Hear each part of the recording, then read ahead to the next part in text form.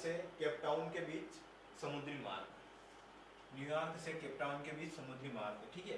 तो मैं पहले आपको थोड़ा मैप में बता देता हूँ। ये है नॉर्थ अमेरिका, ये साउथ अमेरिका है, ठीक है। यहाँ पे है ये अफ्रीका, ये अफ्रीका, ये नॉर्थ अमेरिका, ये साउथ अमेरिका, ठीक है।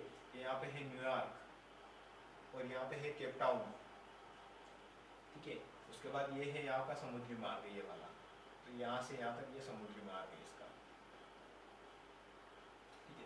तो ये कहाँ पे है? अटलांटिक महासागर के माध्यम से दक्षिण की ओर जाता है, यहाँ से यहाँ जाता है। और अमेरिका के पूर्वी तट, ये अमेरिका का पूर्वी तट को दक्षिण अफ्रीका के केपटाउन्स, ये दक्षिण अफ्रीका का केपटाउन्स, यहाँ पे इसको जोड़ता है, ठीक है। तो अभी इसको देख लेते हैं अपन।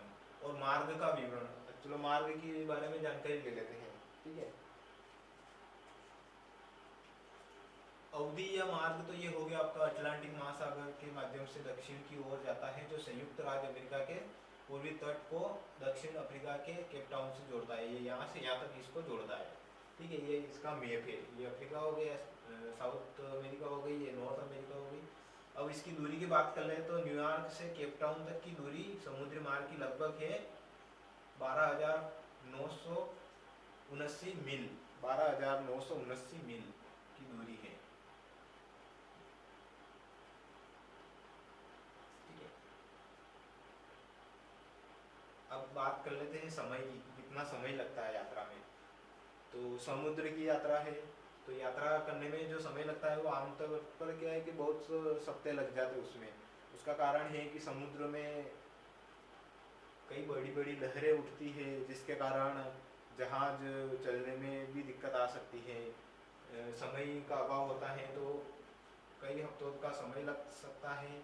और वहाँ पे मौसम जहाज की गति पे भी डिपेंड करता है, और वहाँ के मौसम, क्योंकि समुद्र का मौसम बदलता रहता है।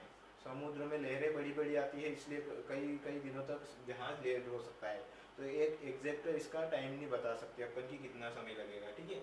और उपयोग, इसका उपयोग इस मार्ग का उपयोग कैसे करते हैं, किस लिए किया जाता है? बड़े बड़े कंटेनर हैं, कुछ भी वहाँ से माल वगैरह आ रहा है, यहाँ से माल जा रहा है यहाँ पे, यहाँ नॉर्थ न्यूयॉर्क से माल केपटाउन जा रहा है, केपटाउन से न्यूयॉर्क जा रहा है, तो कंटेनर में भारी माल हो गया है। उसके बाद ब्रेक बल्ब्स हो गए हैं, ये तरल कार्गो जो अपने पेट्रोल, डीजल, कच्चा ऑयल, तो उसके लिए इसका उपयोग किया जाता है। इस मार्ग में ये सब चीज़ें ले जाने के लिए इसका उपयोग किया जाता है, ठीक है। तो ये चीज़ हो गई अपनी, एक बार और अपन वापस से रिवाइज कर लेते हैं। अटलांटिक महासागर हो गया अपना,